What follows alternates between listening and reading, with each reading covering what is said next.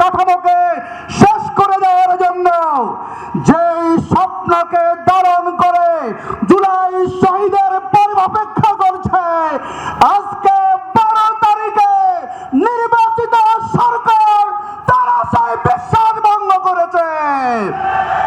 আমরা মনে করি যে এই সরকার গণভোটের রায় মানতে চায় না, সেই সরকার গণবিরোধী সরকার। জুলাই সনদকে না মেনে আপনি ফ্যামিলি কার্ড দিচ্ছেন, কৃষক কার্ড দিচ্ছেন, তার মানে হচ্ছে আবার সেই কৃষকের সন্তানকে হত্যা করার জন্য আপনারা ষড়যন্ত্র করছেন।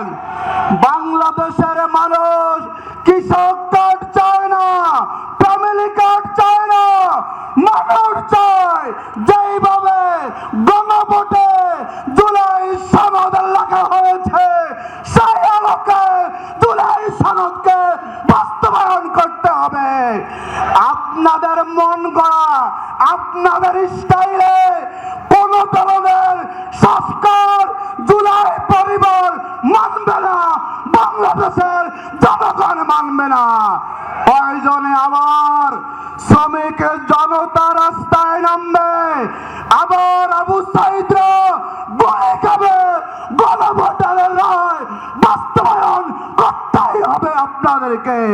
সুতরাং তাল বাহানা না করে, মিষ্টি মিষ্টি কথা না বলে, মুলা না জ্বলিয়ে অবিলম্বে আপনারা গণভোটের রায়কে মেনে নেন, নতুবা গণরোষে পড়ে আপনাদেরকেও বিদায় নিতে হবে।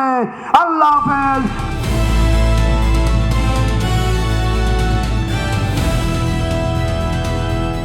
দিনাজপুর টিভি, মানুষের জীবনের কথা বলে।